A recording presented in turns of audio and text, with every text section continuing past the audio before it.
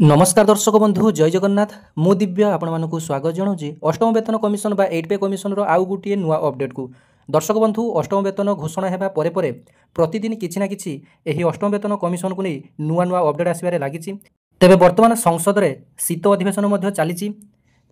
विभिन्न प्रसंग में संसद में आलोचना प्रत्यालोचना चली तेरे अष्टम वेतन कमिशन को नहीं संसद में आलोचना होता तेरे अष्टम वेतन कमिशन को नहीं सरकार अर्थ राष्ट्रमंत्री बड़ सूचना देते तेबे ही अष्टम वेतन कमिशन को नहीं 10टी बड़ अपडेट आसी जहाँकि ओडिशा तथा देशर समस्त केंद्रीय कर्मचारी तथा पेंशनभोगी तथा राज्यर समस्त सरकारी कर्मचारी जाना निहाती आवश्यक तेबे आसतु संपूर्ण खबरटी कौन रही खबरटी पढ़ी नवा तेबे देखंतु अष्टम वेतन को नहीं आसिला बड़ खबर जनवरी बढ़ीज कि दरमा कि पेंशन अष्टम वेतन कमिशन को नहीं आसिला 10टी बड़ अपडेट तेबे अष्टम वेतन कमिशन बर्तमान केंद्रीय कर्मचारी एवं पेंशनभोगी मानक मध्यरे सबुठारु बड़ चर्चित विषय कारण स्पष्ट जे एबे समस्तंकर केवल गोटे प्रश्न अछि जे दरमा केते वृद्धि हेबो एवं नूतन पेंशन केबे मिलिबो एही प्रसंग को नहीं सोशल मीडिया रे विभिन्न दाबी घुरी बुलुची केतेक कहउचंती जे वर्धित दरमा जनवरी रे लागू हेबो तो किए कहउची महंगा भत्ता बंद हे जिवो बे जदि सप्तम वेतन कमिशन को आखि आगरे रखिबा 2016 जनवरी 1 तारिख रे लागू हेतिला सेमिति अष्टम वेतन कमिशन मध्य सरकार चाहिले पिछला भाबे ताकू 2026 जनवरी 1 पाखरु लागू करि परिबे वर्तमान एक 38 जणिया कमिटी गठन करा जायछि 8 पे कमिशन समस्त कार्य सुचारू रूपे तुलैया एक 38 जणिया 8 पे कमिशन टी गठन होईछि जार कार्यकाल कि 2027 मे मासरे पूरीबो से सरकार को एक पूर्णांग रिपोर्ट टी प्रदान करिवो जे कर्मचारी मानकर दरमा केते हेबो फिटमेंट फैक्टर टी केते हेले देश उपरे केते मात्रा रे आर्थिक प्रभाव पकेइबो सरकार स्थिर करिवे जे जो रिपोर्ट टी दिया जायछि सही मात्रा रे केते एही मात्रा रे केते प्रतिशत कर्मचारी मानक दरमा बढ़ा जिवो फिटमेंट फैक्टर टी केते रहिबो तबे वर्तमान गुटिए गुजब उठुछि जे बेसिक पे सहित संपूर्ण डीए एवं डीआरटी मर्ज होइजिवो आसंतु सही 10टी बड़ अपडेट कोन कोन रहिछि जानि नेबा सरकार अष्टम वेतन कमिशन को अनुमोदन करिसंती किंतु कमिशन को रिपोर्ट दाखल करने को प्रायत 18 मास समय लागिवो यार अर्थ हेउछि जनवरी 2026 रे दरमा वृद्धि तुरंत मिलिबो नाही यार अर्थ हेउछि रिपोर्ट दाखल हेबा पर ही दरमा वृद्धि कार्यकारी हेबो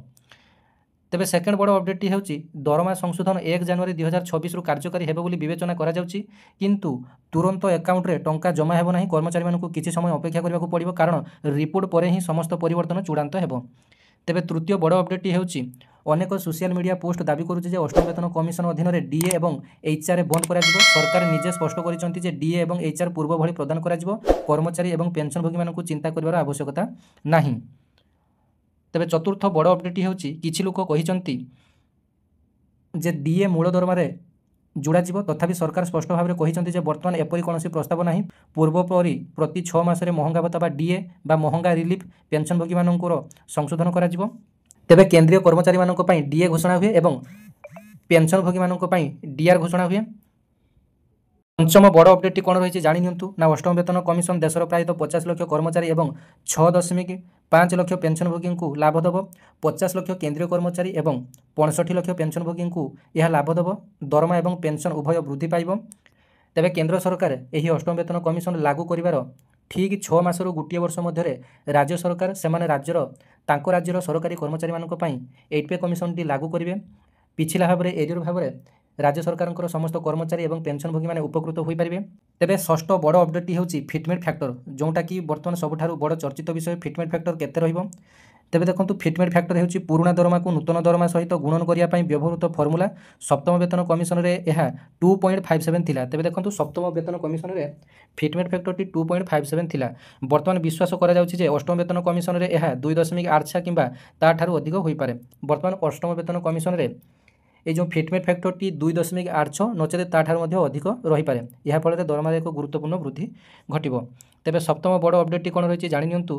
अष्टम वेतन कमिशन अधीन रे केते दरमा वृद्धि पाइब से विषय रे सरकार कौन सरकारी संख्या प्रकाश करिना किंतु पूर्वधारा रे दरमा एवं पेंशन 30% एवं 40% वृद्धि पाई पारे यह सहित वर्धित मूल दरमा रे डीए एवं डीआर मध्य लागू हेबो तेबे अष्टम बड़ अपडेट कौन जानी नियंतु डीए एवं डीआर फॉर्मूला संपर्क में एआईसीपीआई आईडब्ल्यू सूचकांक आधार रे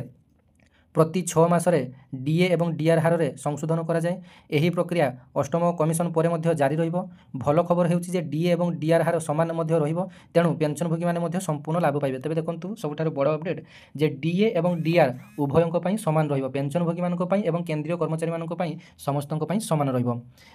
एबे आसतु जानिबा नवम बड़ अपडेटटी।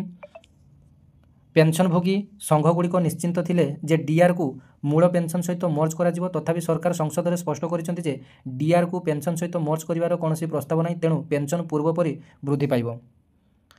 तेबे 10 नंबर बड़ अपडेट कौन जानि नियंतु। जेतेबेले 1 जनवरी 2026 रु नूतन दरमा और पेंशन लागू हेबो, रिपोर्ट तारीख रु कार्यकारी तारीख पर्यंत मासगुड़िकर बकेया दरमा मध्य प्रदान करा जिवो। तेबे देखंतु एठारे सबठारु बड़ बा इंपोर्टेंट पॉइंट 10 नंबर रही।